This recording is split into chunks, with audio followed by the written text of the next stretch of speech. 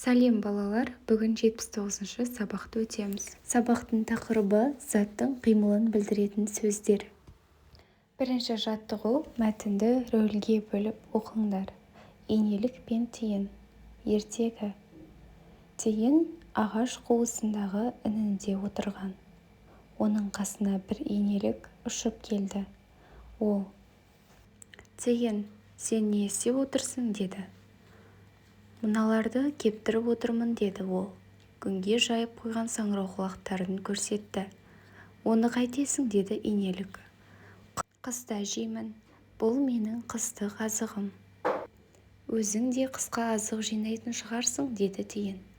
«Қыста мен ештеңе жемеймін, бір қуысқа кіріп алып ұйықтаймын».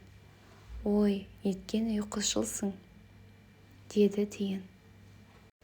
Тапсырма: бұл мәтін өлең бе әлде әңгіме ме? Әңгіме.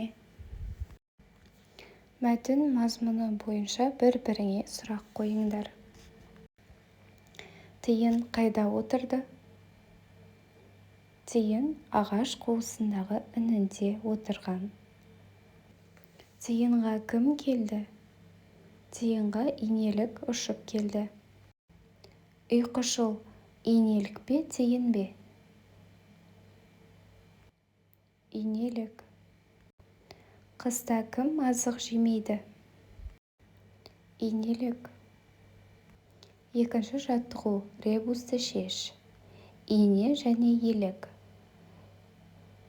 Елік сөзінің бір әрпін аламыз, сонда лік, ине, лік сөзі шығады. Шыққан сөзден сөйлем құра. Инелік жәндіктер отрядының бірі. Көзі үлкен, құрсағы ұзын. Денесі көк түсті. Өзен мен бұлақтардың маңында тіршілік етеді.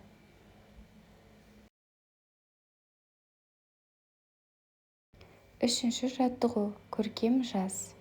Біз бақта тиынды көрдік. Ол бізден қорыққан жоқ.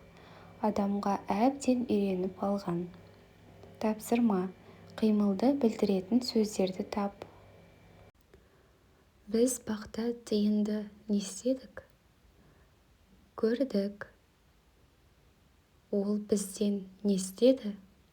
Қорыққан жоқ.